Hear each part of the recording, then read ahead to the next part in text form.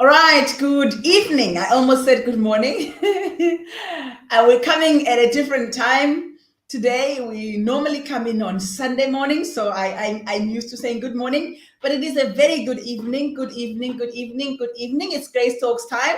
Hi, guys. I see there's a lot of people that are already here. It is so good to meet again this evening. Sorry to those that did wake up early on a cold Sunday to tune in for Grace Talks. We did announce that today's Grace Talks will take place in the evening due to a number of commitments and challenges that were taking place today. My name is Beauty Kotela. I have the privilege and the blessing of hosting these Grace Talks basically every Sunday, where we come together and we discuss a number of topics, but underpinned by the concept of the sufficiency of the grace of God. Let me take some greetings. Let me take some greetings. I am not alone here this afternoon, so let me take some greetings. The lioness is in the house. She doesn't want anybody to take her front row seat, so she's there. Welcome, my lioness. Good morning. Thank you for joining us from Ekapa. And then we have Anati joining us from Kimberley. So Kimberley is in the house. Yangeni Hanover. Shame. I hope the signal improves. Hanover. Welcome, T. Thank you so much for joining us. And then they are doing what we do here at the Theatre of Grace, that when you come in, you don't come in and sit and take your seat, right? You come in and you look around and you see if your prayer partner is here, if your friend is here, if your sister's here, and if they're not, you tag them, all right? So wherever it is that you're joining, you tag those people, all right? Somebody's prayer partner is here. Good evening, Zoe. Thank you so much for joining us from Impo Emont. Kutage Emont ingawu ikiwilila ze intene yona iside ngokugoloza. All right, thank you so much. Welcome, Zoe. Thank you so much. Hi, good evening, Nozipo. Thank you for joining us via our YouTube platform. Somebody's greeting us from the Facebook group. The Queen is in the house. One of my Queen, thank you so much. We have Sis Nokzola from Heidelberg in Gauteng. So Gauteng is in the house. Queenstown is in the house. Thank you, Sis Sooks. And there's my baby sis joining us, I think from that same Monty. Yes, welcome. Somerset West is in the house. My friend Star is joining us from Somerset West. We got Sandy Lenyamambi. Thank you so much. And Botswana is in the house. Thank you, Matt. Thank you so much for joining us. And Pretoria is in the house. And so, ladies, we can continue. I love it. There are those that missed it this morning. And if you know someone that's going to be upset with you, we were looking for studio guests. Okay? I'm still hoping that we have some, but okay, we didn't set it up. All right, but if you know someone that's going to be upset with you because they missed this evening's Grace Talks, please tag them. All right, or you can share this on your channel so that they can also be able to benefit from tonight's Grace Talks. Let me bring our guest on inside without, before I go on and on. Here we have tonight joining us someone that is very familiar to us on these Grace Talks platform. Usia Zenani. Usia is an author. She's a speaker, she's a mother, she's a preacher. She's actually a woman of many talents. Dynamite in some form. Somebody, I love the word that you use, the phoenix. Usia is the phoenix. And our topic for this evening, or what we're talking about this afternoon, is the whole issue of singleness. Should it even be a topic? I don't know, but it is, all right? And because it is, we want to talk about it. And I could not think of anyone that would approach it as candidly and as honestly, but at the same time as graciously as Usia. You will now find out that she will. So we just thought, let's come together and let's talk. Let's talk about singleness.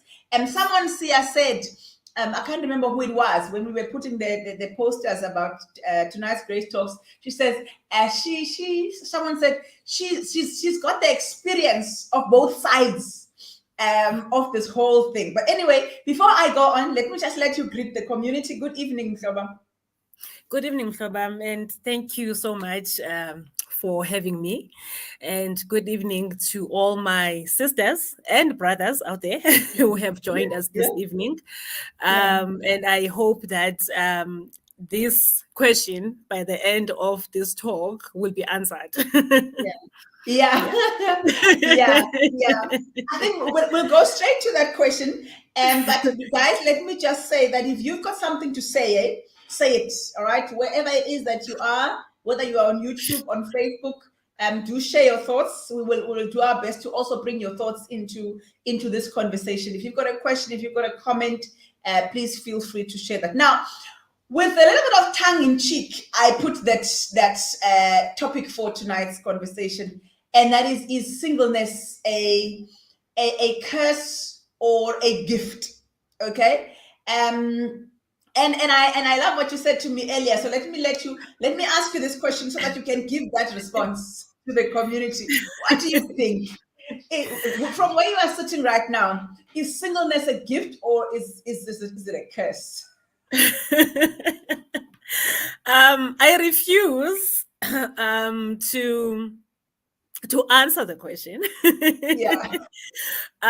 Because I believe that each and every one of us should answer that question for themselves. I Yeah. cannot stand here and say you are cursed because you are single or you Yeah. are blessed because you are single. I, Mm. I, I do not make those kind of statements. So each and every one of us, I hope by the end of this hour, will be answering it for themselves personally, whether it is a Yeah. gift or or a blessing. Yeah. Yeah. A Someone blessing or a said, and I gift. think we just a little bit about you now, in terms of where you are in your life. Going back to that person that was saying, um, you coming in from a place where you have experience of both sides of it, because there are so many different types of singles. If we can look, there are the young single and hoping, Mm-hmm. and of course we want to talk about this is a topic that is more an issue for us women than it is for men. Men and their singleness is no topic of discussion, but for us there's also that. But there are the single they are the recently widowed or the widowed. They are the single, the widow, they are young. But there are singles who are widowed who are slightly older. There are the singles who are divorced and they are young. There are the singles who are divorced and they're slightly old. So there are all sorts, all different types of singles. And for me, that's what necessitated this conversation, and we'll get it to a certain point at some point. So maybe a little bit about you and your experience of singleness. All right. Thank you so much. Actually, it's funny because this morning, as I was going through my Facebook memories, I came Mm, across a post that I wrote, I think, I don't know when, some years ago, where I was talking about how much I have been single, and how much I am used to being single, and mm, how I do my things as a single person. I literally kill my own snakes, and yeah, I was, and I was talking about um silly decisions, from buying inhloko yegusha and eating it by yeah, myself, to yeah, taking decisions of where to buy my furniture, when to buy it, mm, to where we are moving, when we are moving, mm, and all of that. And I was saying in that post that, except for the short break which I took from singleness, which was 3 years, yeah, I literally have been single all my life. yeah, yeah, So I was only coupled or in a mm, marriage for 3 years. But for the rest mm, of my life, I've been single. So yeah, maybe I qualify yeah. to speak as a single. You're an experienced single. Yeah, I'm an experienced single. I was single and hoping Mm, and young at some yeah, point, yeah, and I was single and a mother at mm, some point. I was a yeah, single mother, a young single mother, but mm, still hoping. yeah, And then there was a time when I was married, and then mm, there was a time where I was now a single because of divorce. yeah, yeah, Single woman because of divorce, and yeah, still young. I was yeah, 33, mm, when mm, the marriage ended. So I was yeah, still considered young, and single. Now, I'm slightly older. I'm almost 40 now. I'm slightly older, and I'm still single. So Nella says you're a veteran. I'm a veteran single.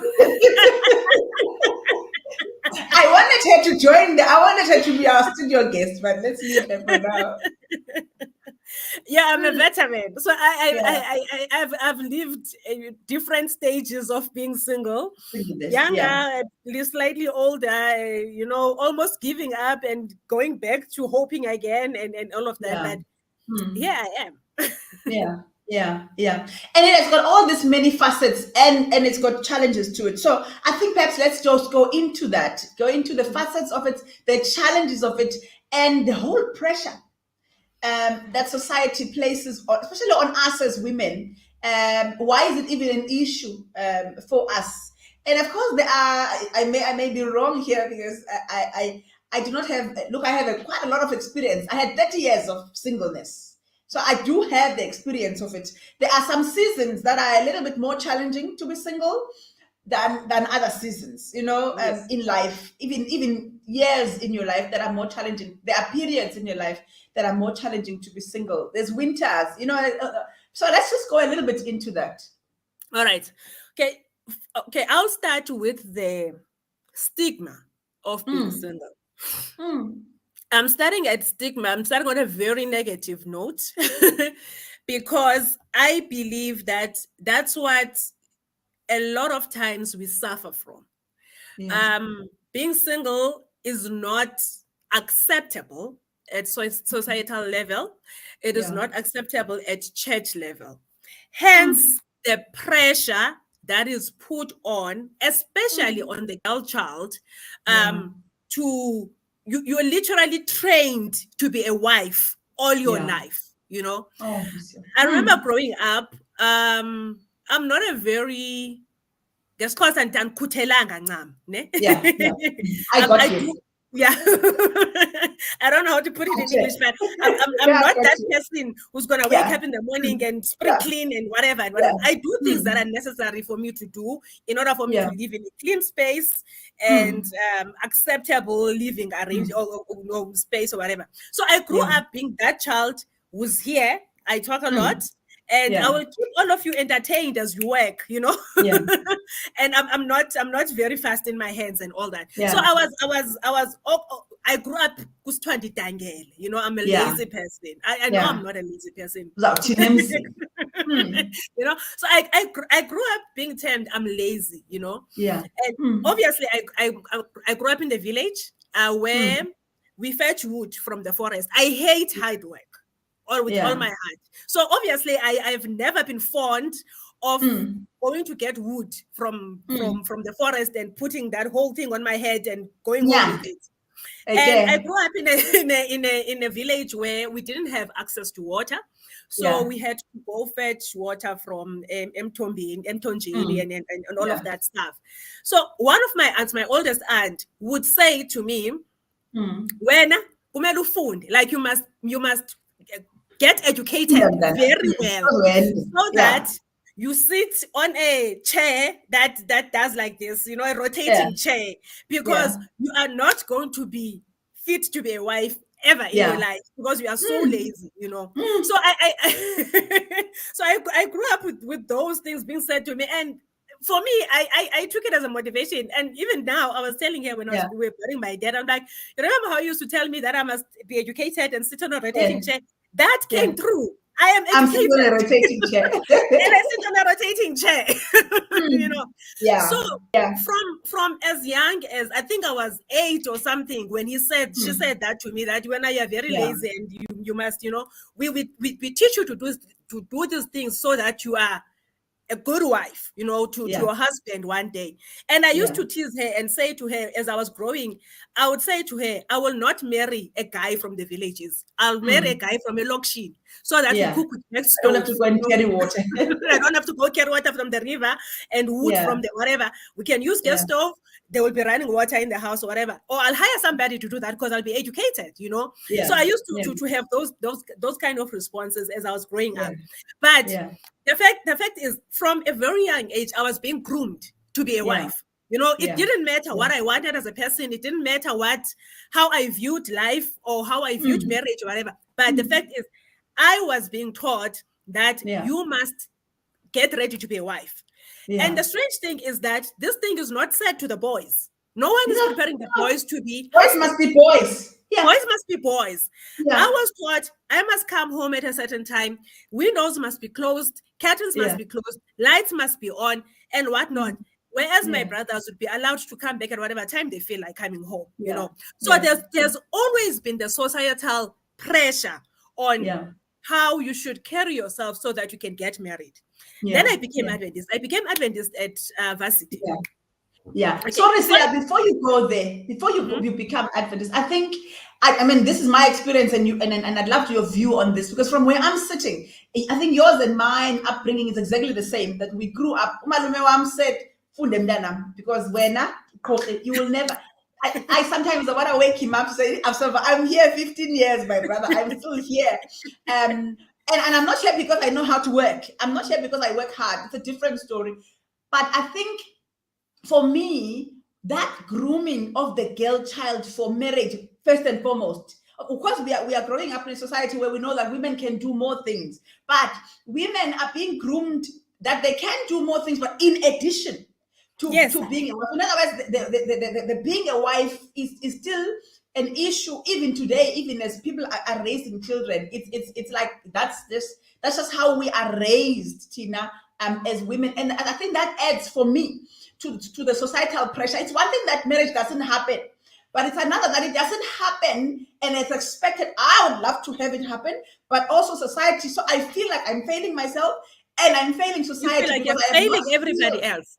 Yeah, yeah. Yes, it's true. So the societal pressure is so much. As you are saying, even today, I mean, look at the toys we buy our children. You'll Yeah, buy the girl a house, yeah. and Cups and dishes saucers, and cups and saucers and babies, and dolls. babies Yeah, and cooking utensils and whatnot. yeah. And then we Mm. buy the boys cars, And you know, guns. and gadgets and whatnot. So we Yeah. are still grooming the Mm. girl child to be just a wife, to be a Yeah, wife. You know, we yeah, still putting the pressure that was put on us on yeah, them. And then yeah, now we come to church as well. yeah. Mm.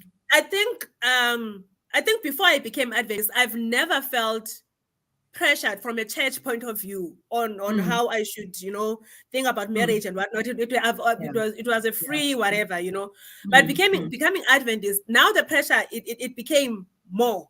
There was the Yeah, societal pressure. Now there's yeah. church pressure as well. Mm. Mm. Mm.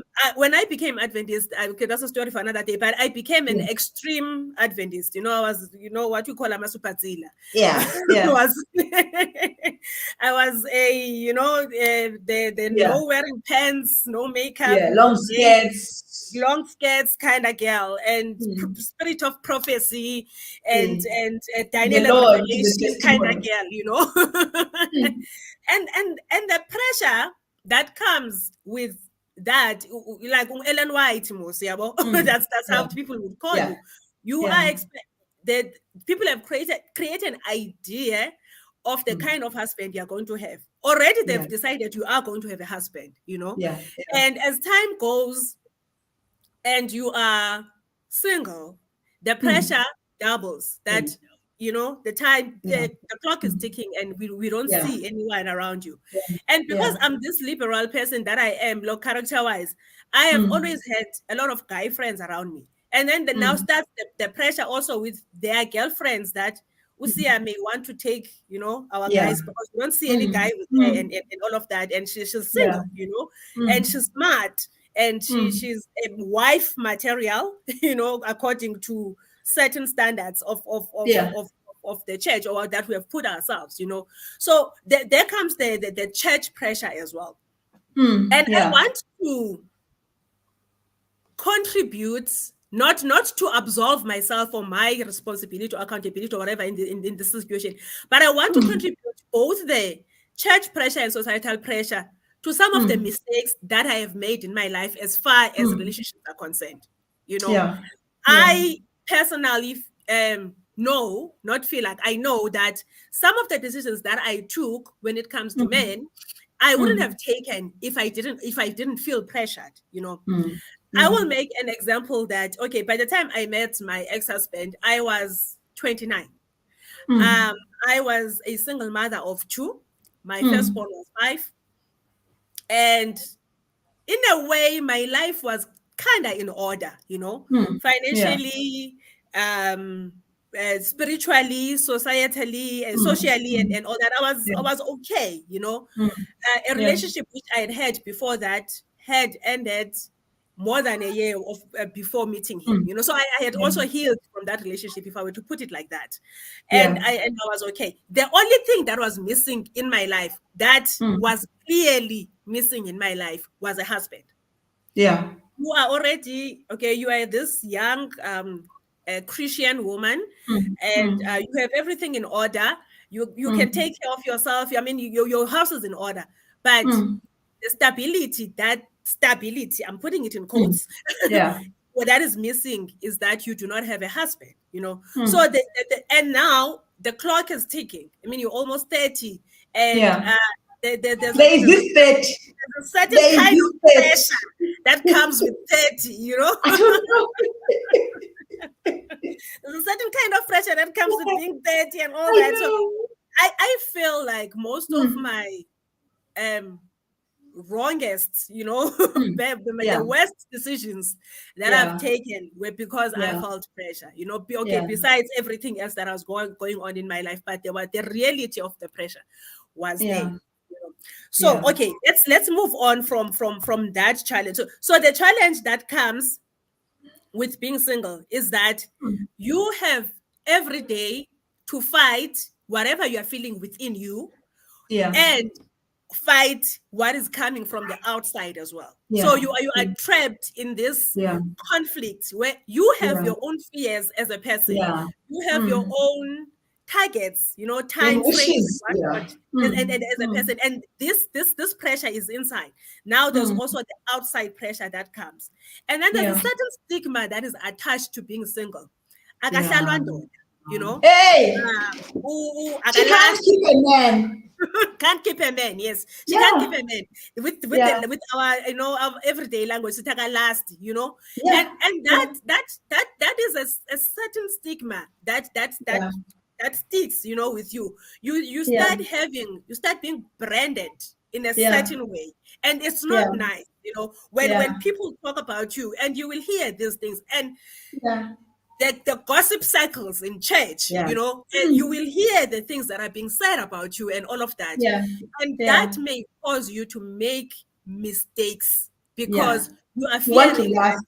Yeah. that tag of agalast, you know, Yeah. and Yeah. then you will want to force things and make Yeah. relationships work that were not even supposed to begin in the first Yeah. place because Yeah. you fear the stigma that comes with Yeah. being single. Yeah. Okay.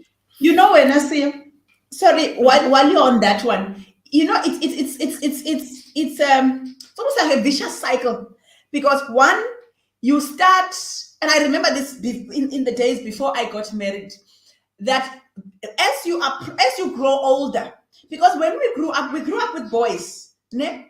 Mhm. And there was a time where boys were just boys and we were just girls. But as Mm. you grow older, you become 20, you become 21, you become of marriage age.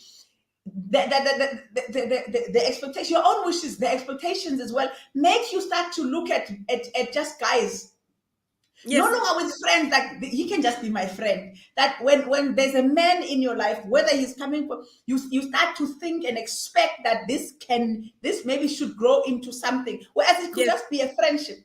Yeah. And then you incorrectly started, all right, because it was just somebody was saying hi, and you say yes because that is where society is priming you that way, and maybe your own wishes are priming you in that direction, but you never really True. even thought, do I even like this guy? But he's a man, I'm a woman, I'm 28, so let's. But and then you stay because you also don't want the tech in the last.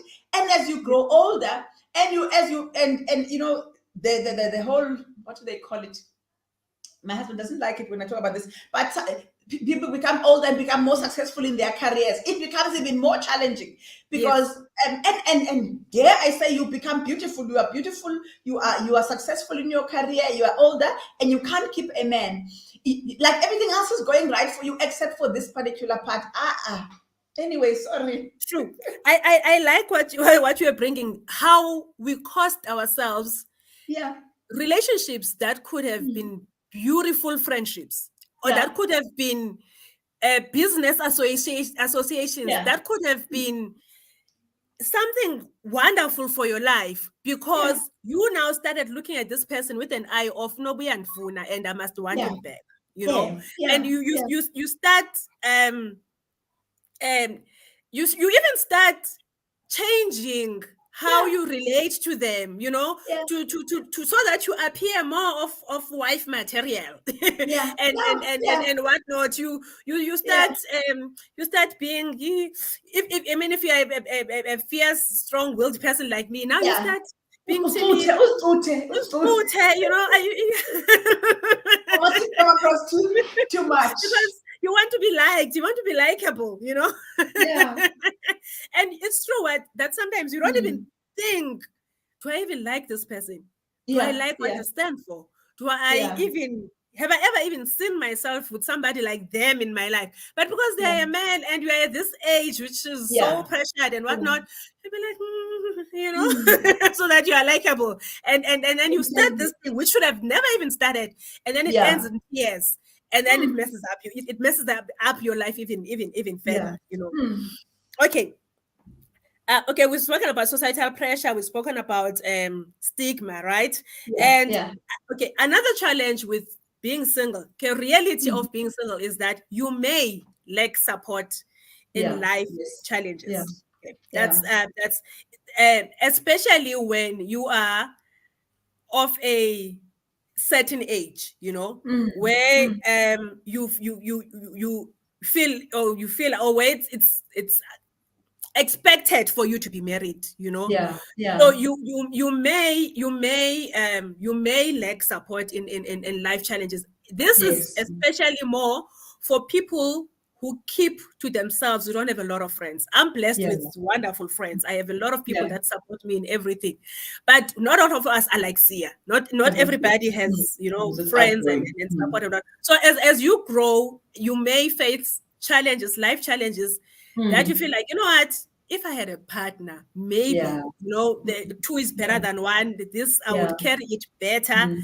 It could be something as life changing as a diagnosis, a new Yeah. Yeah. diagnosis. It Mm. could Mm. be something that needs critical decision making, like changing your career or Yeah. moving places. You want to relocate and move to a different city or whatnot. Yeah. There are certain decisions that you would feel like, what, I feel I would take this decision better if I had, Mm. somebody to be accountable with, Mm. in it. If Yeah. I had somebody to bounce my ideas with on. Mm. So Mm. that could be a challenge, depending on how your life is set up, or how, or Yeah. with your friends or not, and all that. Yeah. Another Mm. challenge with um being single, it could be the loneliness. It's real, Yes. guys. There are Yeah. moments where the loneliness Mm. overwhelms you, Yeah. where you know And that you you are have. spiritual. I want me daily because sometimes we spiritualize it. We are Yes. corner. Jesus is you. Jesus is Uyasuzulwini silapha ngoku. Jesus is chilling there with his father in heaven, and loneliness says, hi, Sia. saying glory, my friend. It's cold down here. I know Jesus is my friend, and we Yeah. chat anytime, and I have 24-hour access to him and all that. But there are times where And my feet you are want, hot. a person here, and the Yeah. loneliness is here. And the funny thing is that you are aware that there are people who may also be facing the same challenge as you. Yeah. You are aware that there are people that love you. I'm coming there. I'm coming there, Yeah. love. I'm going there. I remember when I was a single, younger adult, and Yeah. there were older singles in church, you know. Yeah. And Yeah. there was this particular one who said, when she feels lonely, she'll take the Bible and put it by the pillow and whatnot. Yes, And I yes. found it very funny. I laughed that day. I was like, how is that? Like, you've got jokes. That is What with the you're saying does Bible. not make sense. And I was like, no, guys, can we challenge this? And at that time, I mean, we were younger, and Yeah. they were addressing us as younger Yeah. single adults, and they were Yeah. older, like in their mid 40s to late 40s. Yeah. And okay, now I started to feel very old. So they were older than us, and they were telling us how they've been in the singleness journey, for so long Yeah. and all that. Yeah. And they were saying that, no, Jesus is your friend and whatnot. When you feel lonely and whatever, you take the Bible and put it by your pillow, whatever. I was like, hi, guys, you Yeah. cannot cuddle a Bible. Stop lying, No. that thing does not make sense. Now that I am older, I have Yeah. this to say, that loneliness is a feeling, like all other feelings. Yes. It visits I love that. and it does go away, Yeah. Yeah. One thing I have learned not to do is to pretend as if it's not there. Yeah. When Yeah. it comes, I acknowledge that I Yeah. am feeling lonely right now. Yeah. And Yeah. if I am not wise, loneliness Yeah. can drive me to make stupid decisions. Yeah. So I don't want to never acknowledge it. So I acknowledge that, Yeah. okay, I feel lonely and I'm human. I should feel lonely. And Yeah. it's okay for me to feel lonely. It's a Yeah. normal feeling that all humans have. And Yeah. what am I going to do with this thing? I Yeah. welcome it and it will Yeah. pass, and tomorrow I'll wake up feeling better, or I'll Yeah. go to Netflix and watch a movie or read something that I like or And fall whatever. asleep. I'll attend to it. I'll acknowledge that, okay, you're here. All right. Let's see how long will this last, or I Yeah. can pick up my phone and call a friend and chat or whatever, or check up on people. The one thing I love is to check up on people. I'll check up on people and I'll feel good that I've done something good. I checked up on guys. Oh, she's fine. Oh, okay. And my spirit will be picked up. I won't feel that lonely anymore, Yeah. The last I want to say, before we go on loneliness, because the big one, I see Pastor Blosters here. I need to talk to you, Mfundis, at some point, because we make a lot of mistakes, and I say we. By we, I'm talking about those of us who are married now, 15 years into marriage. We were at some point single and lonely. And there are those of us who are still single, and we make mistakes. I love the use of the word feeling, just like hunger, just like anger, just like other feelings that we have. Because one, we don't talk about, we don't want to acknowledge it. But there's a danger in taking any action really when you are feeling a particular emotion.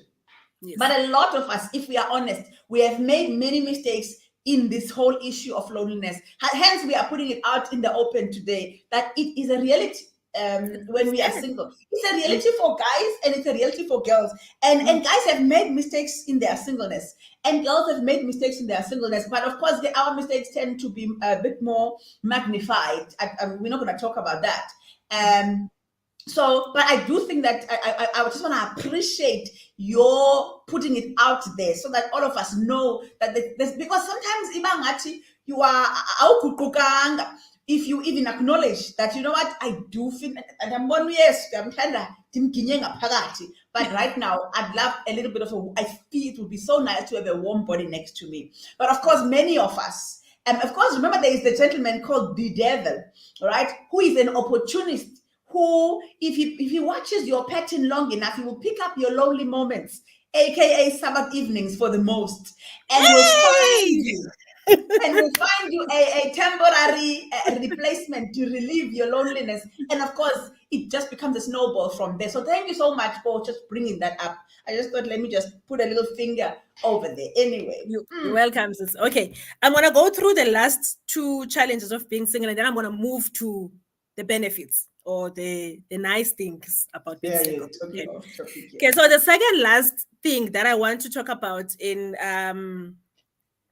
the challenges of being single is what Zinzin highlighted there, the biological needs. Yeah.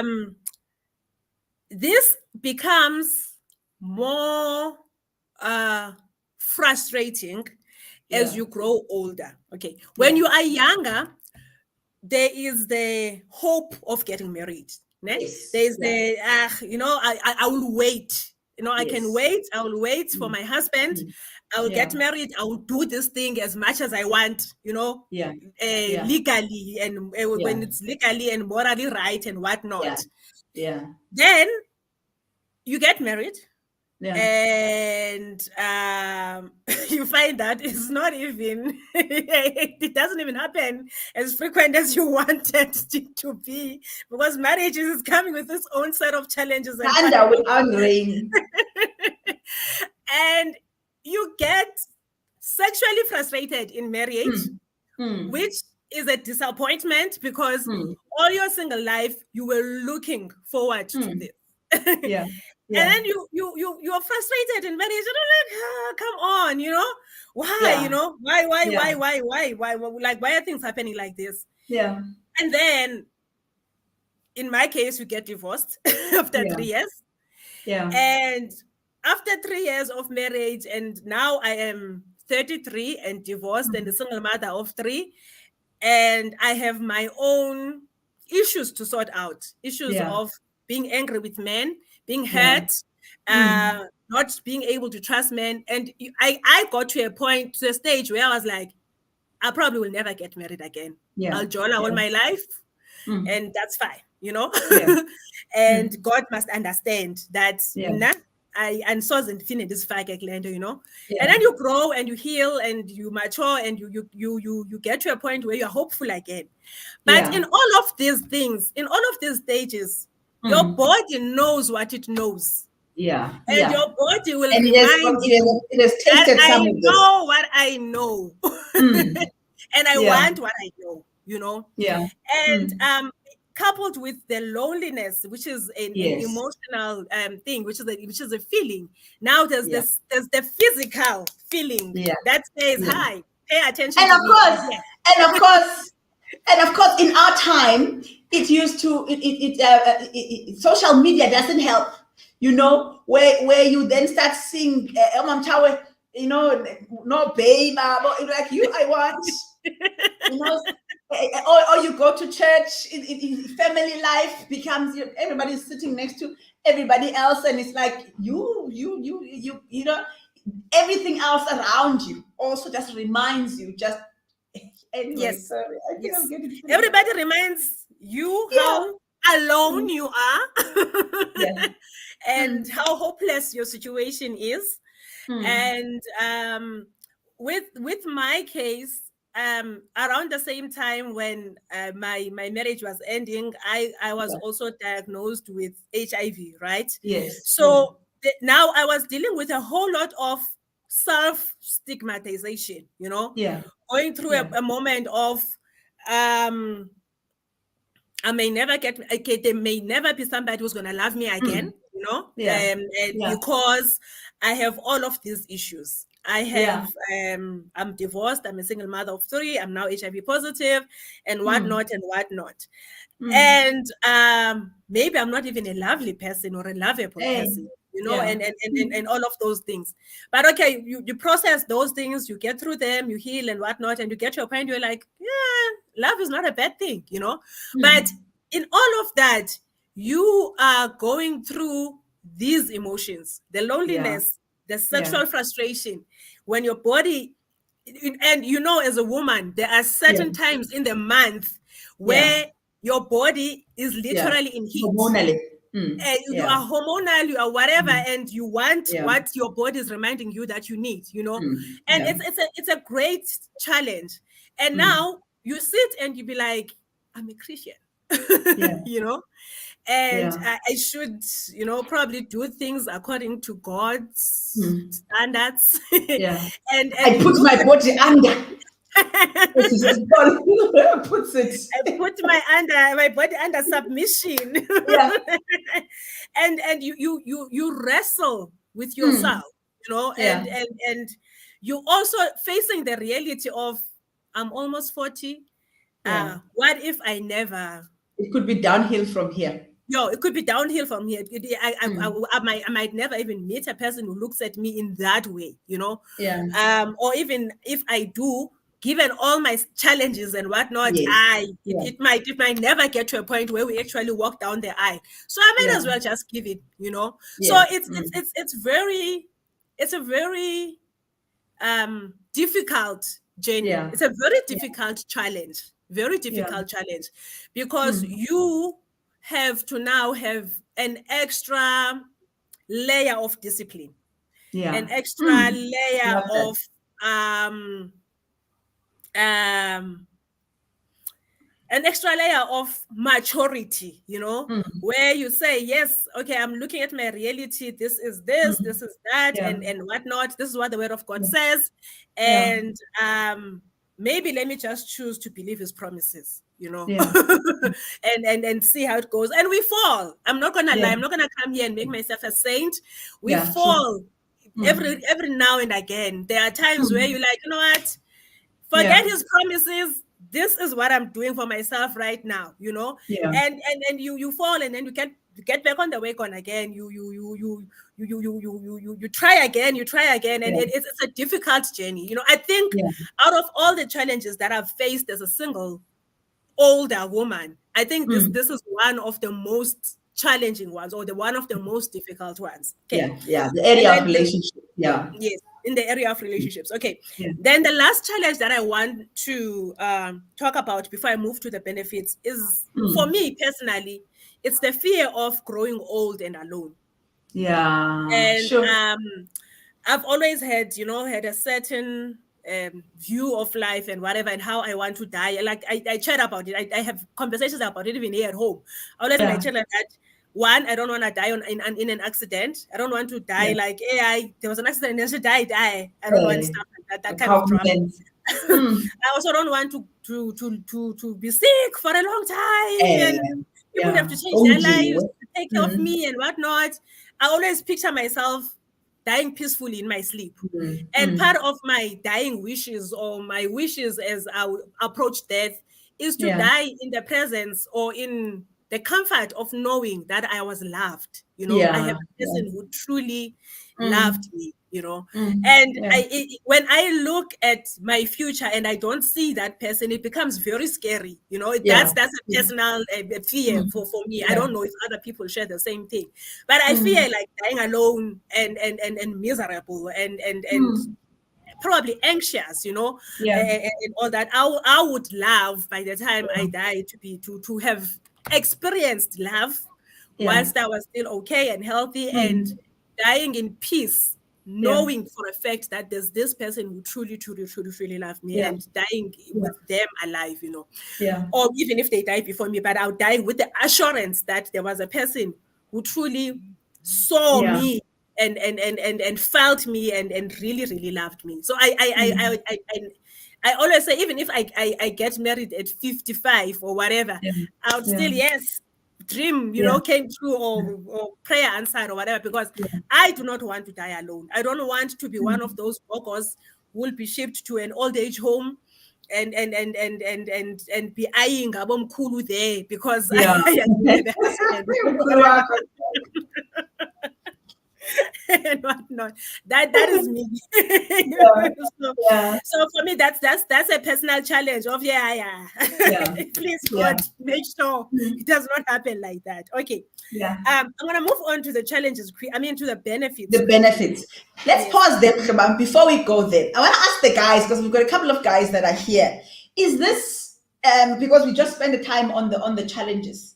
So we're now gonna go to the benefits. So the guys that are here, but those of us who have experience of the men in our lives, is it as big a deal for men as it is for us? Because from where I'm sitting, and this is from all societies, African society, all sorts of societies, it seems to me that a guy can wake up tomorrow and find a partner. I'm not saying the right one. You know, now for me to have a partner, to be married, I need to wait for Kotela to go, and you know, the whole, I have to wait. It's literally okay. We don't have to, you know, we can approach, but societally, we generally are the ones that wait to be picked.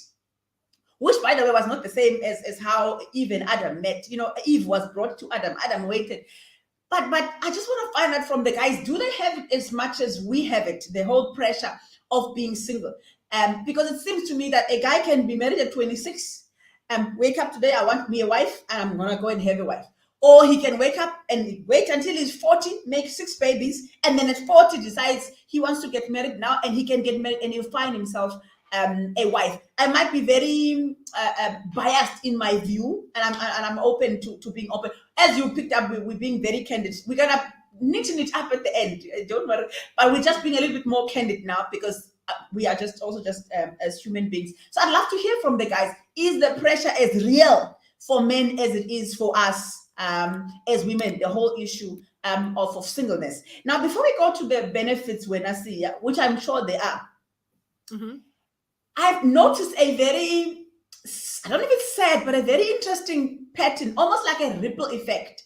I work in schools. In a group of 3,000 young people that I'm working with, about 70% of those will be coming from single parent families.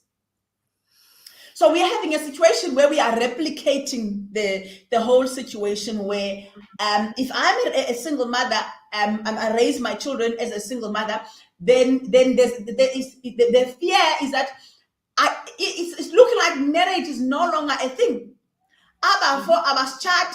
And it's just becoming I don't know. I don't even know where I'm going with that. But this conversation we are having, there may come a time where it will be like just norm, that it would just be a norm that marriage is for the whatever, it's outdated. But you and I also come from a particular community, the church community, and broadly, really, not just even that, but broadly, the church community still treasures, still appreciates marriage, etc., etc. There's something else you and I want to talk about at some point. We may not even talk about it today. The outcomes of that whole issue of being seen only as a partner, as a wife to somebody else, what that does to us in issues where the marriage is now not working. But I just thought, let me bring that up before we go to the benefits. I don't know if you've got a thought or a view on what I've just said. Okay, the view that I have is on the guy's part. And this may not be universal, but with the guys in my life, I'm the kind of person who have very honest and authentic conversations, And one friend of mine, we recently had a conversation about this. Actually, he approached me on this, and he was saying, look, there was a time in my life when I believed that I could get any guy, any girl that I want, But now, being at the age that I'm at and divorced and coming with my own baggage and whatnot, I realized what a lie that was. It has never been any girl that I want. It has always been the girl who will respond positively to my proposal, All right. So the thing of like guys can get any girl or whatever, it's not true. It's a lie, And he said to me, look, as we get older and with the experiences that we have, loneliness is real, even for us.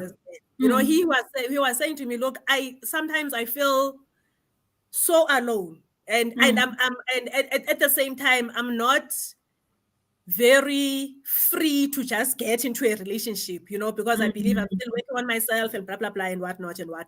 So I believe that guys have their own challenges as well. They may not share them as candid as we do, or as openly or as freely as we do, but they do have their own challenges. They do have their own fears and all of that. So one question I asked him was, what does he think are the benefits of marriage? Especially in these modern times, where, and especially in our age, where you're not like looking forward to having children or whatnot, and you have some certain stability in your life and whatnot. And he was like, look, from a guy's point of view, I'm saying this maybe on for myself personally, and maybe on behalf of many other guys. There's a certain stability that a woman brings in a guy's life, and when it's not there, it becomes obvious in a guy's life that there's a woman missing, So for me, he was saying, for me personally, that's why I would want to get married again, because at this moment, I don't have that person, and I know I can see the gaps in my life that would be otherwise filled had I been having a person in my life, or a Yeah. wife, in my life. So I do believe maybe, but in my projects that I'm Mm. getting into now, one of the Mm. things I am doing is to gather men Yeah. and Mm. try to have conversations, Mm. with men. That's one of my of the things that I want to do with all my heart, and all that, Yeah. because we have been empowering the woman. We have been Yeah. talking to the woman. Not that we are done. Mm. No, we are Yeah. not done Yeah. with the women as well. Yeah. But I feel like A we have lot been more leaving work them. is done. We Yeah. have been Mm. leaving them behind so much. So I want to create spaces where men can gather casually Mm. over Yeah. cold drink or whatever, and have Mm. conversations like we do, Yeah. and Mm. talk about these things. And I want to also have spaces where we men, I mean women and men, can gather Mm. together, and we Mm. talk and we understand each Yeah. other Open. Mm. openly, where we move away from the separation of women's gathering and men's gathering, but we also combine and we talk and we understand each other better. So, Absolutely. okay, but yeah, what I was saying is there are I got challenges you. Yeah. on both sides. Absolutely got you. Yeah, it I got might you. not be as exactly as it is on the women's side, but there are Mm. challenges also for the men. Okay, Yeah. I let's got move to you. the benefits. Mm. One of the benefits of being single is that Mm. you have time to learn exactly who you are. Wow. And this Mm. applies across all stages of being single. Mm. Whether Mm. you are single, young, and hoping, or you've been recently divorced or recently widowed, or you have never been married, or you just you've lost your spouse or whatever, whichever way. Yeah. But you have a Mm. lot of time to learn exactly who you are. Yeah. This self-awareness is not Mm. only beneficial for you in a relationship setting or marriage setting, if you are going to Mm. get married, but it's also Yeah. beneficial for all your other relations in life. It's Mm. beneficial for your friendships, it's Mm. beneficial for your business associates, it's beneficial to you as a parent, it's beneficial Mm. to you as a human being. Mm. Once you are aware of who you are, Yeah. you first tap into your purpose, Yeah. into why I Mm. am here. Once you I love know that. who am I, you get Mm. into why am I Yeah. here. I love So that. you get time to know who Mm. is here, what makes me tick, what makes Mm. me me. That's Mm. the sum of my experience. Mm. What have they what do they mean to me? Mm. How have they made me the person that I am? Yeah. And Mm. you once you know, you guys, that's the key to all Mm. your whatever issues. Once Mm. you Yeah. know who you are, Yeah. you are more than halfway knowing why you are here. Yeah. Yeah. So Mm. the beauty of being single is that now you get time to learn exactly who you are without the pressure of fitting in to somebody's Mm. box. Yeah. Or this Yeah. is my wife, and my wife is like this and this and this and that. Or this is my husband, and my husband is like this and this. And you get to know who you are exactly as a person without fitting Mm. in any pressure, without being afraid of how Mm. you are going to be perceived, without being afraid of offending another person. Or Mm. because sometimes Mm. when we as we evolve, and as people, sometimes Mm. we get afraid of evolving too much Yeah. or growing too Yeah. much, because we don't want to leave our partner behind, or we don't want Yeah. to offend them or whatever. But when you're single, you have Yeah. enough time for that. Jonah, I need to stop this here. And Mhm. it is what you just said is so profound. And its outcomes when it is, well realized, are just absolutely immense, because God made us individual. Mm. God did not make Adam and Eve. God did not Mm. make couples. God Yes. made Adam, God made Eve. And Mm. we each have our individual purposes, but it is so easy, whether you are married or in a relationship, it's so easy to find yourself. It takes, I often say, it takes a very strong partner to allow the other to realize their purpose, even Yeah. though they are married. I've heard it, I've seen it, and I've heard it said so many times. Ndingubani xa ndingengomama uKhothele. And sometimes it's Hey, falling apart, the whole being Mrs. Kotela issue. It's not working out, but I will not leave there, because the day I became the wife is the day I found myself, is the day I met myself. Now if I walk away from him, basically he marriage can easily absorb and dissolve your identity. And I don't want to say as a wife, but I speak as a wife, but it may easily happen. Husband can say the same thing as well. So I so love what you're saying, that it gives you opportunity to learn exactly who you are. And it's and so even as you walk into a relationship, ungena uzazi, and you come in bringing something, whereas if you come in there and find yourself in that relationship or in that marriage, when that relationship has ended or that marriage has ended, you are gone again. And hence we sometimes hang on to it, because tungubani kaloku, if I am not the one, and if I didn't mem, do you understand what I'm saying? It's so very, very profound what you've just said. So what I usually say when I advise people who think they are ready for marriage, I always ask them, who are you? Outside your religion or your congregation, outside your career, outside your parental status or whatever, I'm a mother of three or whatever. Yeah. Who are you? If you cannot answer that question of who are you are not even ready for marriage. Let's not even go there, because you cannot even define yourself. Who are you? Who are you when you're at a church? Who are you when you're not working, when you're not performing your duties that you are paid for? Who are you when you're not parenting? Who are you as a person? Once you know who you are as a person, then the next person that you meet, your relationship becomes easier, because you have defined who you are. It also becomes easy to walk away from something that does not align with you. You will never be once you know who you are, you will never be at a point where ugobi pondo, where it's not supposed to be. Because you move away from a point of trying to please the person, of trying to fit somebody's idea of wife material, or of trying to fit in a box that has been built by somebody else. Once you know who you are and define yourself, when somebody comes with a purpose or a vision that does not align with you, it is easy for you to walk away even before you start the relationship. Because you'd be like, no, this does not align with my brand. Does not align with who Sia is. Therefore, I cannot get into it, So that's one of the benefits of being single, is that you have time to define, to learn who are you, and work on your whatever that you need to work on. If you identify an area of your life that still needs some growth, you have enough time to grow, or to do things that will allow you to grow in that area.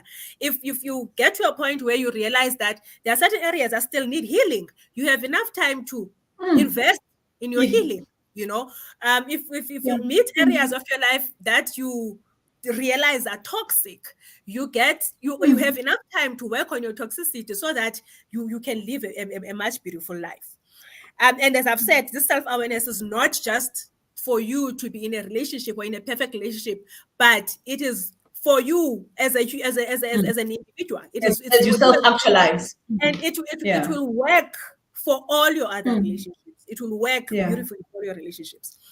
The second benefit I want to talk about is that you have time to do what you want without restriction, without feeling like you're going to offend somebody else. I'll make an example. My day starts mostly at 5:30. From 5:30 to 6, I engage in an exercise session. I have an app that helps me to do home exercises or whatever, or I'll take my skipping rope and skip. It's dark now, so I can't go run. I usually jog, but I can't do that. So, but I have 30 minutes of, I'll wake up, do a short prayer or whatnot, read a verse or whatever, and then start exercising. 6 o'clock, I start preparing Tori for school, because the bigger ones can do that for themselves. I start preparing my last one for school and whatnot. And after they leave, okay, I gosh at the house and whatnot. I don't have a helper. So I have only a person that comes in once a week. I clean up my space, and then I'll start working. By 8 o'clock, I'm sitting. Yeah. I'm working Yeah. until 4:30. I have time to cook supper or not cook if I don't feel like it or whatever. At between 6 and 7 is family time. It's supper Yeah. time. Sit with your children, catch up with them. Obviously, Yeah. before that, there's homeworks and whatever and whatever. And Mm. then at 7 o'clock, I have a course that I'm doing right now. At 7 o'clock, I am a student. I sit Yeah. down and I Mm. engage in my learning, in Mm. my self-development. It's not even a Yeah. requirement or whatever. I have my self-development time. Whether at Mm. 7 I decide to log in and do the course work, or I decide Mm. to sit down with a book and read, or I decide to get into Netflix and watch them, it's my time. You Yeah. understand? And Yeah. then my Mm. day will end roughly at about 9:30 or whatever. Yeah. Like, Yeah. this is, you see, my day was full. Mm. Yeah. Full, Yeah. packed with Yeah. things that I want to Mm. do, Yeah. things that Yeah. are developing Yeah. Sia. Yeah. Right now I am fully focusing on both my career and my purpose in life. Yeah. And Yeah. I'm investing time on both, and I can because I have Mm. time, right? Mm. And I I have love what time, Nomfundo is saying. Time to be. yes, Time, your own time, time. Time to be. You don't have to exactly. finish that last part. You decide what follows after B. You can just Yes, stop at B. it's your Mm. time. You own Mm. it, you know. Yeah. I do not Yeah. have to feel guilty for neglecting a Mm. spouse. Yeah. I do not have to ask for permission Mm. to Yeah. do my course or not do it.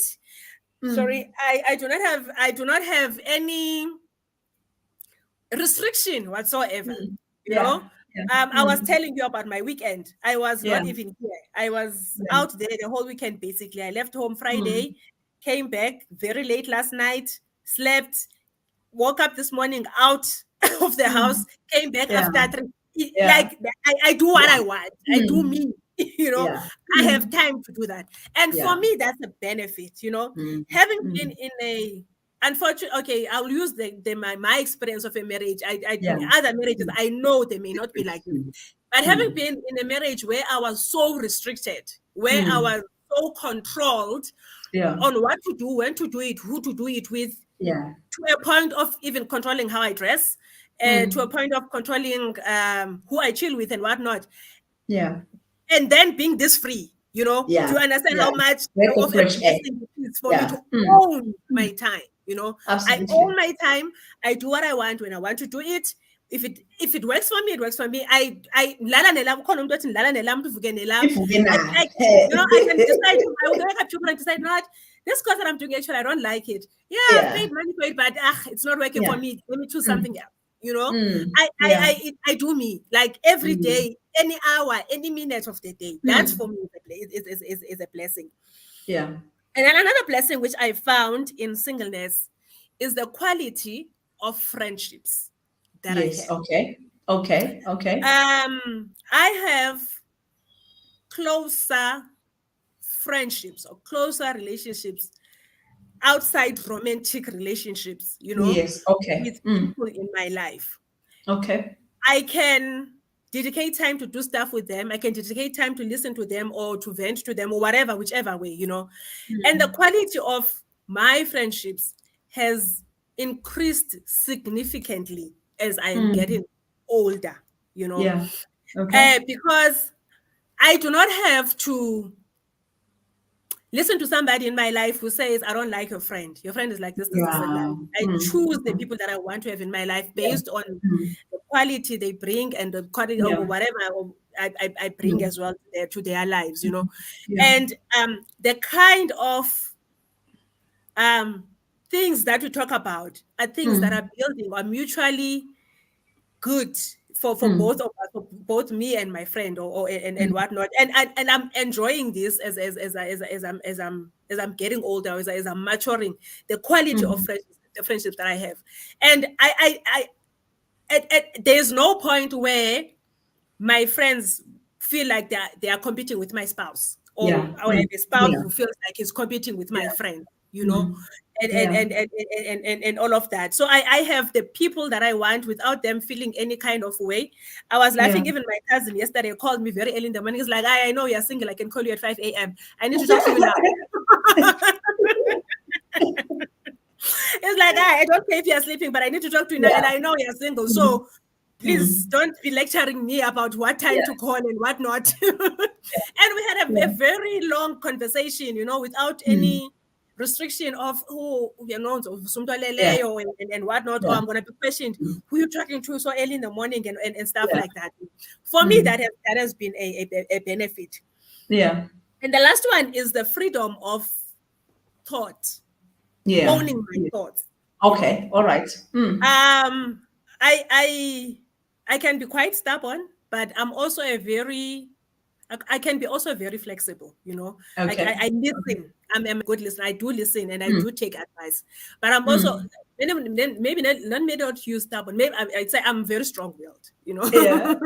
I can be quite strong-willed. And I like if I'm going to change my mind, I Yeah. like knowing why should I change my mind, Yeah. Yeah. Yeah, Mm. you may be right and I may change my mind, but I need to know exactly why should I change my Yeah. mind, about Mm. this and stuff. Yeah. So I like the fact that I own my thoughts. Mm. Yeah.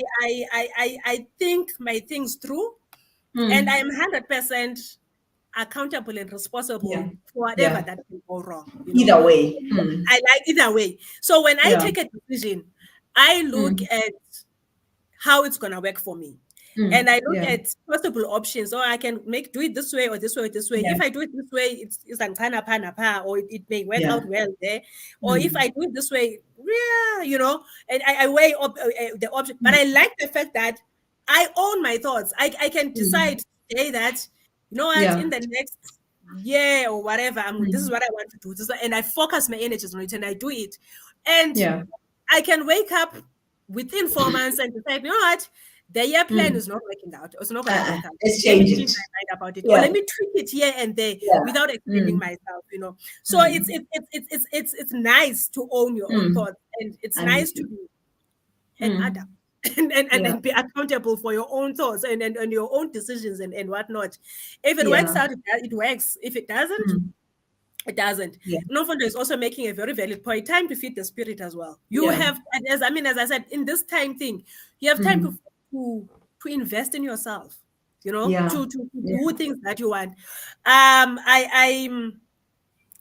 Elton says the joy of wearing pants freely in your life without somebody. Kapolitika. Then just go to wear pants. I wanted to go there and say, I use the analogy of killing my own Mm. snake. I've been killing my Yeah. own snake for Yeah. a very long Mm. time. I Mm. I'm a man when I need Yeah. to be a man in this house. Yeah.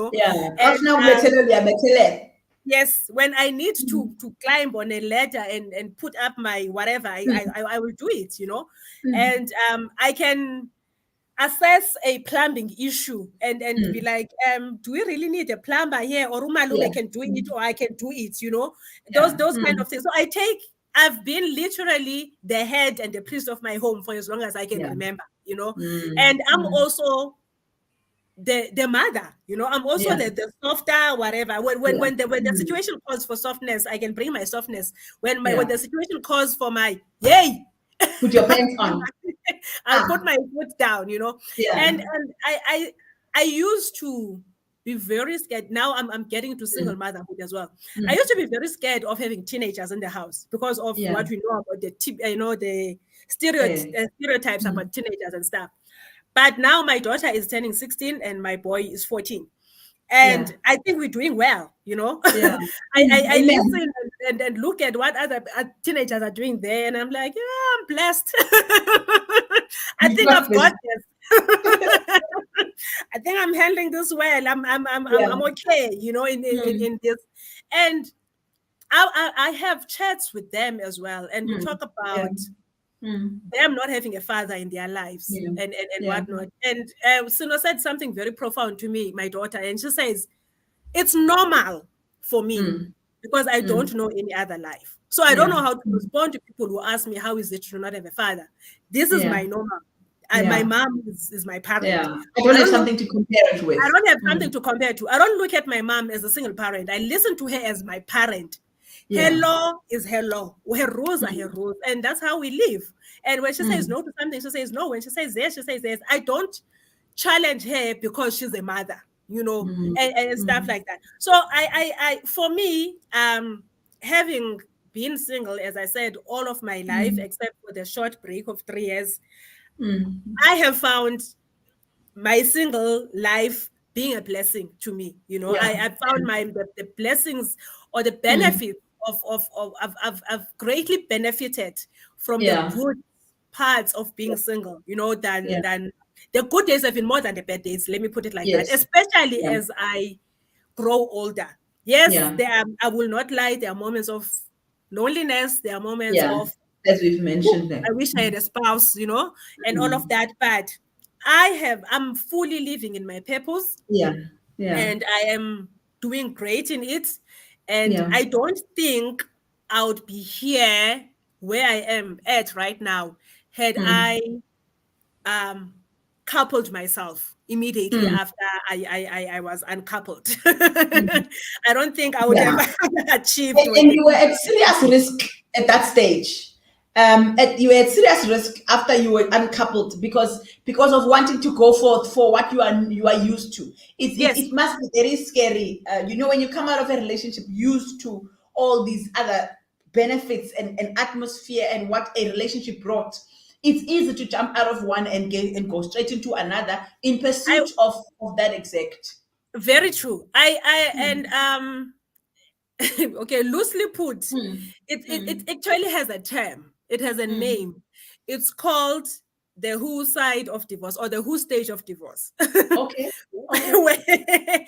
where you become loose, if I were to put it Okay. like that, Mm, because you feel the need to be with a person.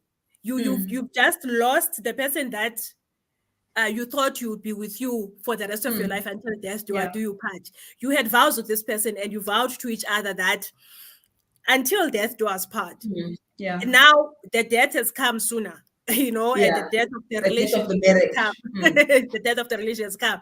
And Yeah. you feel displaced. You Mm. feel lost, and you Mm. feel, I need to be with somebody. And Yeah. that's where now a person will be jumping from one relationship to another. That's why it's Mm. called the who stage of divorce, because now you're basically just doing Hey. it, and Yeah. you are with this one. You are bleeding. You have Mm. not even Deeply with dealt people. with Mm. Yeah. yourself. You have not Yeah. dealt Mm. with what has just happened. You are Yeah. refusing to deal with it.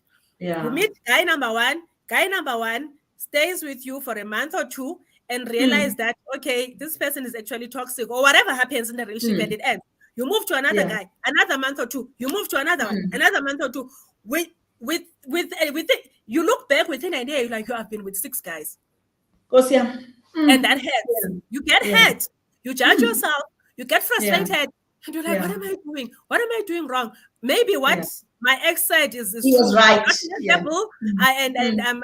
I'm useless, and I'll never have Mm. a person in my life, and whatnot and Mm. whatnot." So Yeah. I usually, when I'm called to talk to people who are going through divorce or recently divorced and whatever, I always caution them to say, do not do that. Like, don't be Mm. tempted, because you are very vulnerable. Yes. You Very, your very state of vulnerable. mind is is Yeah. is is Yeah. is, is somewhere else, and you Mm. are a mess. You need Yeah. time to deal with You're yourself. looking for medication. You're looking for You're looking medication, for exactly. medication. You are Yeah. not looking Mm. for a Mm. spouse, actually. Mm. You're looking Mm. for We're somebody trying to to medicate. fill this Mm. void, to heal you, to get out, to take you away from the pain. Mm. And it's not a human being Mm. that's gonna do that. So Yeah. it's Yeah. very critical for people that, even for people who are contemplating divorce for whatever reasons, you Mm. need to be very mature about it, because it's gonna It's gonna kick get in. there. Mm. You're gonna Yeah. get there where you're like, yo, you know Mm. what? I need to have somebody. Yeah, yeah. Listen, see, we're running out of time, and I knew this was going to happen, so we've got to bring it down.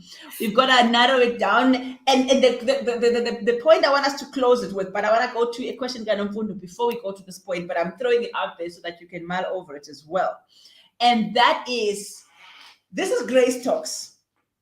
At the end of the day, we are all sons and daughters of God, and his grace is sufficient for us, single or married, or single or divorced, or single and hoping, or single and waiting. This we normally talks about a miserable wait, or single and widowed, or His grace is sufficient for all of us. So in our various stages of singleness, dare I say, what is God's voice? What is His paramount message to us in these various stages of our lives? Because I think at the end of the day, we are human, and we are having we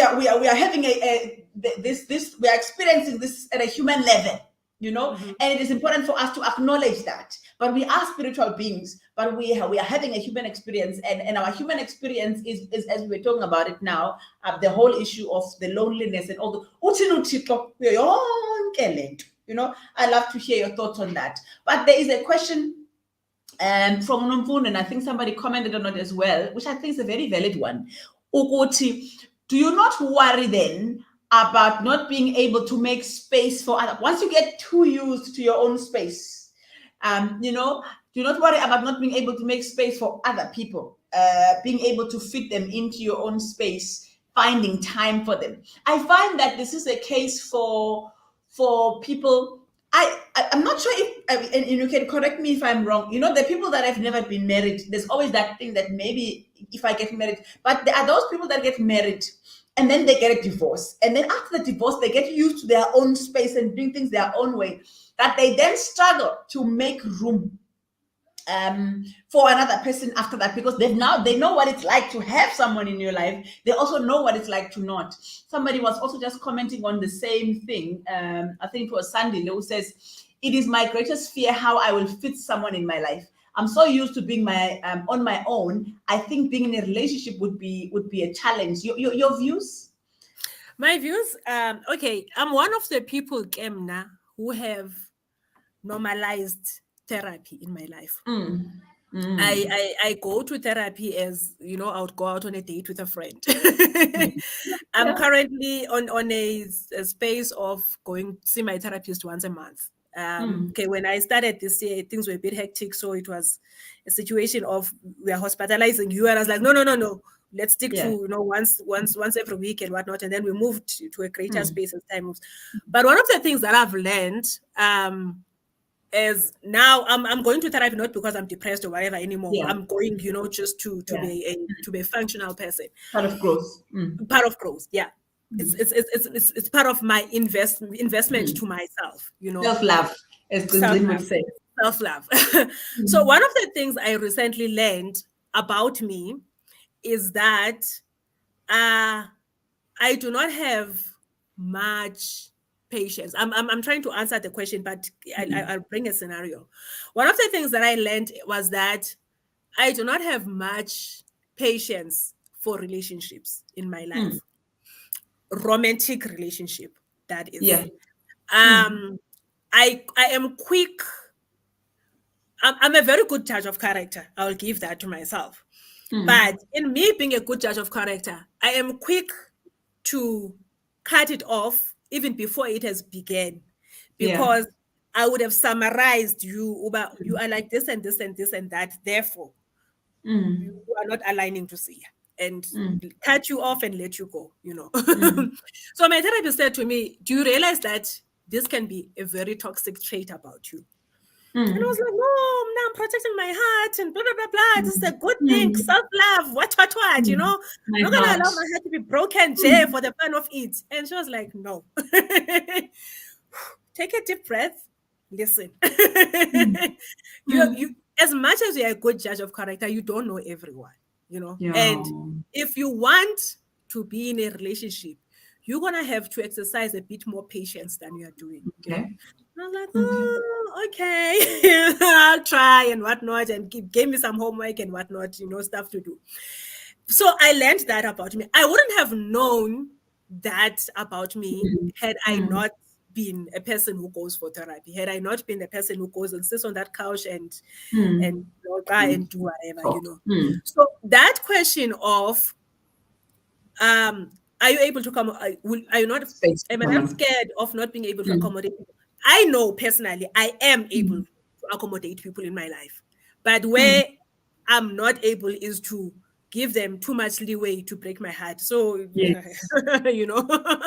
so I quickly close it off and let you go, So I know that I'm able to accommodate Mm, a relationship in my life, but mm, I have that way of dissolving it quickly if I see mm, it might not be, yeah. working. So if you Mm, think that you have a fear of not being able to, or you might not be able to accommodate, start looking for help. I think that's yeah. that's my point. Start Mm, start addressing it now. mm, Now mm, for me, I go for therapy to be a better person. yeah. To be a better mother, a better Yeah. friend, a better daughter, a better Mm, mm, girlfriend. Should I have a boyfriend? A better mm. spouse if I get married or whatever. That I do it for me. I A invest in better my, me. Mm, in mm, a better me. So I'm also um I'm also blessed get with very good friends. I mm, have friends that I literally can talk to about anything, and they are mm. not afraid to tell me off when I'm Yeah. off. They're like, Yeah. "Ay, girl, ay, ay, ay, ay, ay, ay, Mm, ay." Yeah, man, it's not yeah. okay. Yes, this Yeah. may be good about you and whatnot, but this one, no. Mm, So yeah. I've also trained myself to listen in such a way that people are encouraged to talk to me, you know, Mm, mm, and also to speak in such a way that people are encouraged to listen to me. So mm, I'm trained. I've been trained to be both a good speaker and a good listener. I appreciate feedback from important people in my life, and and obviously extension from my therapist as well. So you need to be mm. teachable as a person. So if you Yeah. have that fear of that, I might, get to a point where I'm too independent to allow a person in my life. Start addressing it. Be teachable. Mm, How yeah. it, because it is honestly a byproduct or side product of being single, that you may get to a Yeah. point where you're really comfortable with yourself. You have Yeah. a set routine on how you're doing things, and you refuse to be flexible. You refuse Yeah. to look at life in a Yeah. different way and all that. It is possible to get to that. But if Yeah. you think that may be true about you, start Mm, fixing it. Start mm, getting help for it, so that when the person comes, mm. he is not turned off, or she's not turned off by your inability to accommodate them in your life. Yeah, there are extremes to anything because They're that extremes. in and of itself, there's nothing wrong with it. Just like I mean, being in a marriage setting where you now suddenly can't make a decision without Mhm. consulting. Yeah. So that's the other extreme in a marriage. Where in a marriage situation, we because it's a there's two of us, there's partnerships, we're working together, but you find yourself on the other extreme. Which socks must these boys wear to school? That's the other extreme. So you would know when it has reached those extremes. Come, let's just what is the word, round it off Mhm, mhm, mhm. and hear from God. Does it is it even an issue with God? The whole issue of singleness, because some would say Jesus was neither a father or a husband. So this thing is not even an issue up in glory. It's it and my issue, and I'd love to hear your views on this. I believe that Jesus is touched with everything that touches us. So Absolutely. Mm, if I mean, if singleness is an issue for us, mm, I mean, he should mind it as well. mm, That's,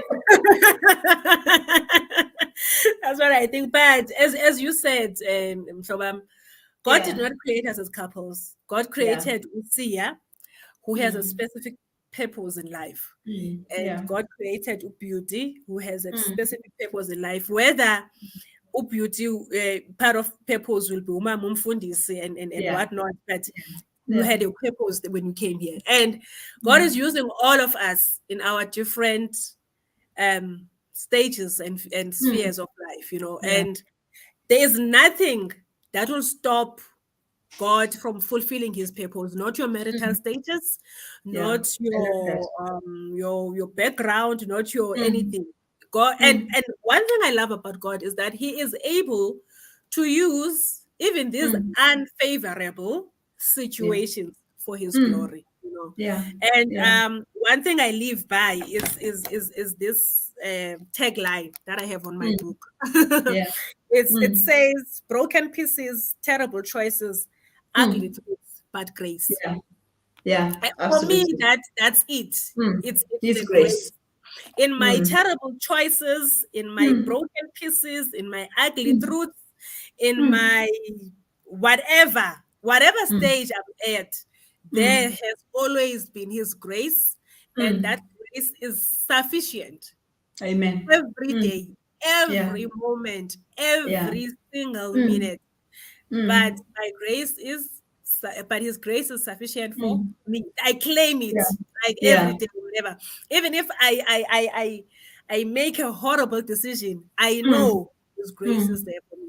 So Yeah. whatever stage you're at of your singleness, whether you are single and hoping and young Mm. and whatnot, I've written all about it here. Mm. Yeah.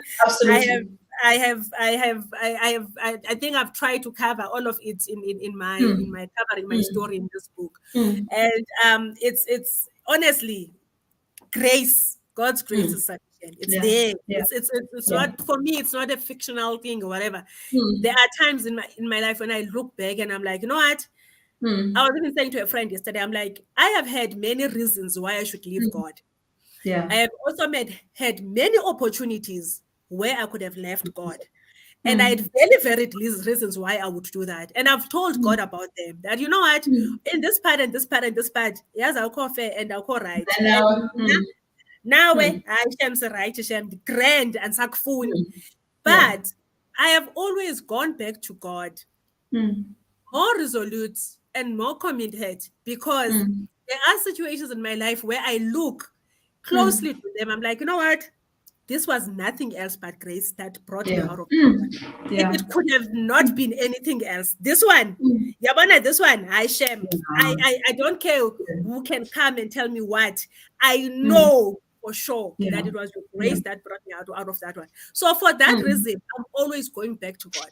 Even if I Yeah. fall off the wagon sometimes Yeah. and do stupid things and whatnot, but I always go back because that grace is still Mm. sufficient, even in Yeah. 2020.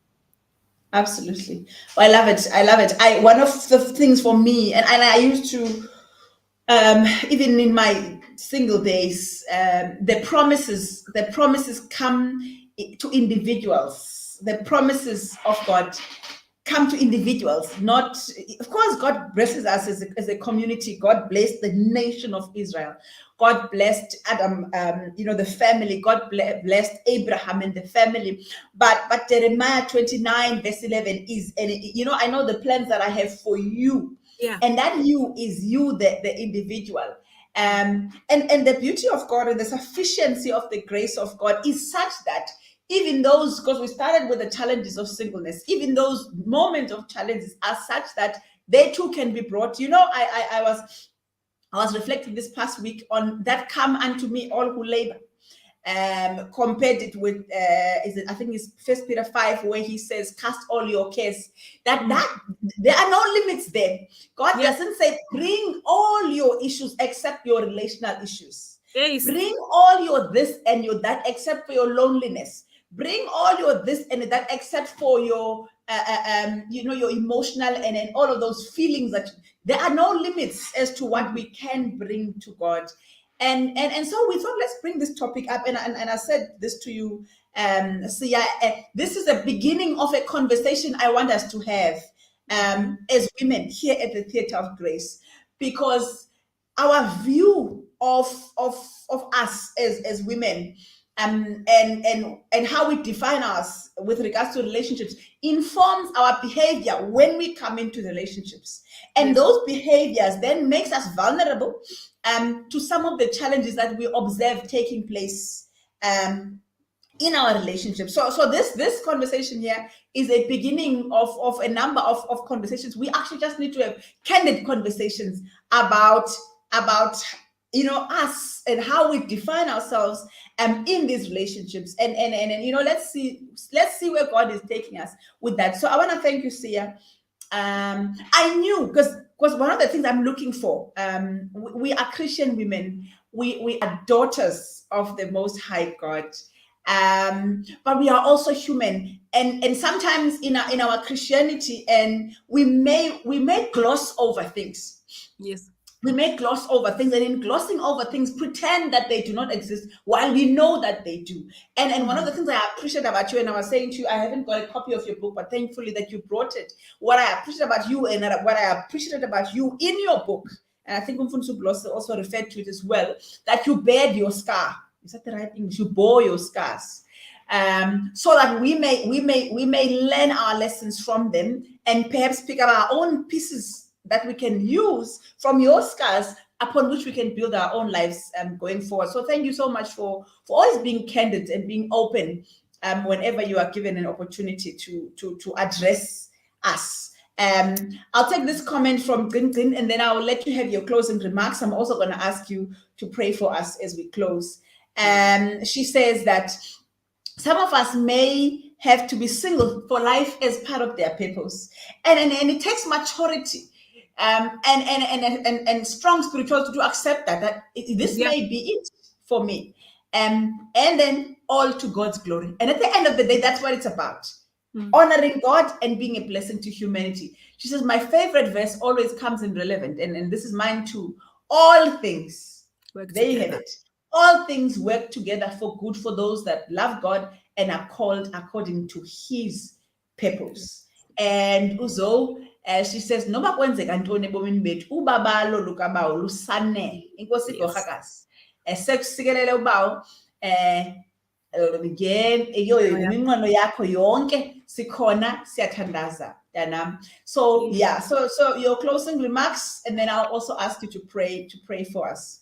All right. Thank you so much. Okay. My closing remark is to remind you that I'm an author. All of you who have not bought my book, please do get a copy of my book. It's a quick read, guys. Once you start it, you're not going to rest until you read it. You don't stop until you finish. Yeah. The book is 260 Rand. It's called Beyond Broken, Beyond Okay. You can see the okay sticking out there. So it's Beyond Broken, Beyond Okay. I am. It's available from me. It's available from my website. siazen.co.za, or you can inbox me here on Facebook, or ask Chawekazi for my numbers. Yes. You can get a copy for yourself. I do have copies that are available in Port Elizabeth. So those in Gqeberha, those are in Gqeberha, do not have to pay for postage fees because I have copies there. Those who are around Gauteng, we can arrange a quick meet up so that I give you your copy and you don't have to pay for courier fees. Unfortunately, those who are in other provinces, okay, so the book is 260 plus your courier fee. So the fee will be depending on the choice of courier, whether it's PEP or door to door or whatever. Okay, but yeah, the book is 260. Please, guys, it's a good read, even if I have to say so myself. I love it. Yeah. And as Umam Chawe has said, it's a very quick read. Once you pick it up, you don't put it down until because you see, you want to find out what happened next. Yes. I must just say this, and I shared it with you, that when I read the book, I was so glad that I knew you. So I knew that there was at some point this thing is going to turn, because I know Sia. But where is it turning? Because where I'm reading now is like, oh Sia.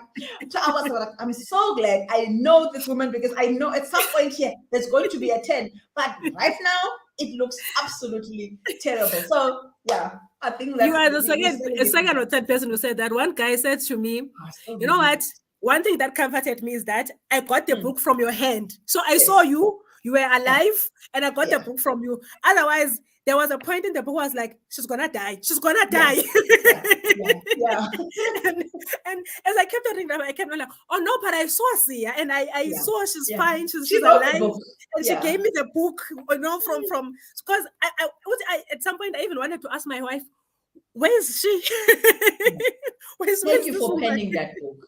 Yeah, thank you. So, and I think also what you do there, Sia, you are so vulnerable and open to your own decisions, because you write it from all perspectives. It's easy for us to report and be completely a victim, and you have been, but you also reflect on your own decisions.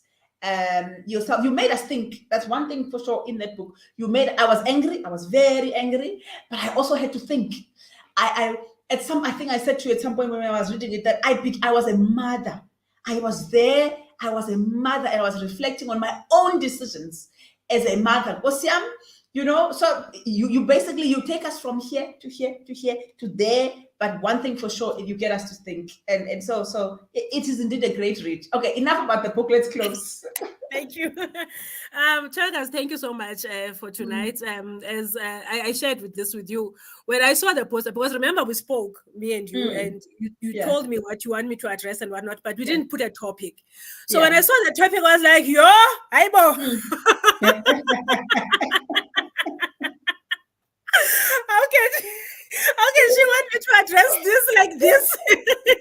Absolutely. I mean, from the brief to this bold, huge topic, So I felt intimidated, and I was like, maybe I'm not the right person, to answer this question. But as I said about it, as I said and thought about it, I was like, you know what? There's a reason why God chose me for this. And Yeah. there's one thing I am not going to do is not to speak on behalf of God. I do not, even as I preach, I'm a preacher. I never want to speak on behalf of God.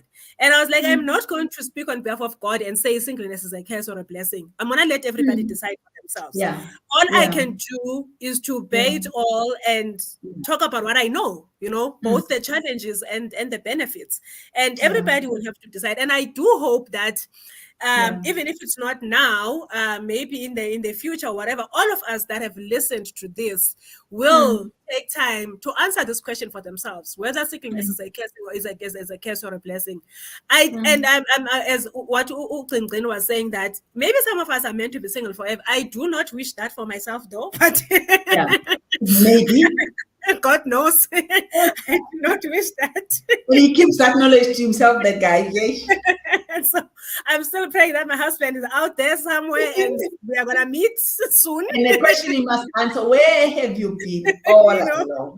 So I do know, though, that it's possible that it's my portion to be single forever, even though I do not wish for it. It's not my wish, it's not my dream, it's not close to anything. I don't think anybody really wishes. Yeah, I don't think anybody wishes that. Yeah, true. And I wanted to say as well that I do acknowledge how much maturity singleness needs. Yes, true. I've had guys in my life that I've had to turn down, not because they were bad people or they were not good. One of them, I'll make an example. One of them was younger than me. Loved me very much. I loved him so much as well, and we clicked. We like, he has a certain vibe, that he gets me, I get him, and we loved each other so much, and we're in a very good relationship. But what made me end the relationship is the fact that I said to him, I am being unfair to you.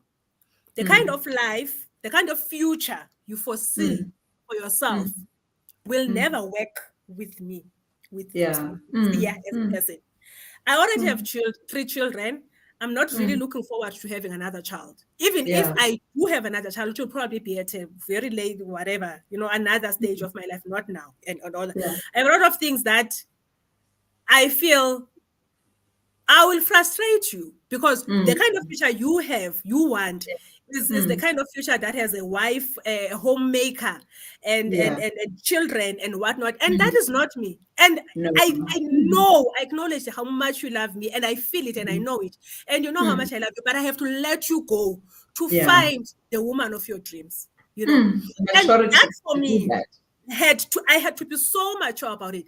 And as a result, we were able to keep the friendship after the relationship, because I was like, look, you are not a horrible person. You did nothing wrong to me, and I never even want to fight with you or anything. But I am being realistic, and I might sound like I'm being too serious for this or whatever, but this is what it has come to. I realize that if we prolong this relationship, end of the day, we're gonna hurt each other. You will hurt me. I'll frustrate you, because I will never be the kind of version of a woman you need. And you will hurt me, because at the time when we have moved so far in the relationship, you'll go and find this person. So I'm letting you go now, There's also been a relationship which I ended because I felt the guy was ready, was at another stage where I was not. He was already ready to settle down and get married and whatnot. And I was far from that. And I was Mm. like, look, I'm at a stage in my life where I'm figuring out who I am. Mm. And I'm Mm. working on myself. I'm working on my Mm. healing and all of that. I'm also working on my finances and whatnot. I was in between, blessings at that Mm. time. And I was like, you are a great person. And I do not Mm. want to frustrate your life by delaying what you want for yourself. You are ready Waiting to get for me. married now. Go find a person who's ready. And that Mm. guy even attended his marriage, I mean his wedding, because at the end Wow. of the day, Mm. we were That's okay. maturity. we, Yeah. we became friends, we were fine. I let him go. He found the person he was looking for. He got married. I was invited. I attended the wedding. It was beautiful. I was there, So I have realized for me how much that goes back to the self-awareness. Mm. Once you are Mm. self-aware, you open Yeah. yourself up Mm. to a lot of growing, to a lot of maturity, because Yeah. I had gotten to a point where I felt like I know who I am and I'm not Mm. this what this person wants. And as much Yeah. as they are a great person, but in all honesty, I am not what they want. I'm not what they need in their lives. Let the Mm. person go, and you'll meet the person that you need in your life.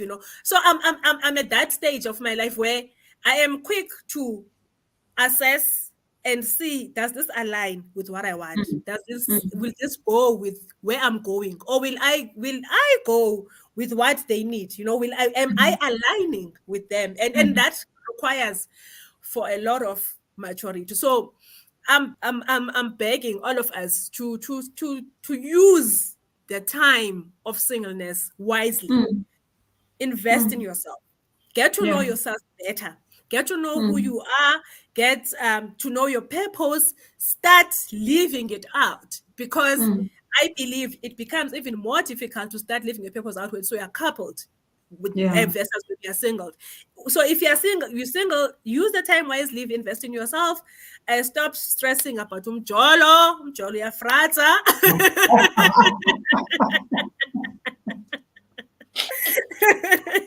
Let's go at my Canada. Dalberto, I'm still not single. Please, and we don't want you to be single.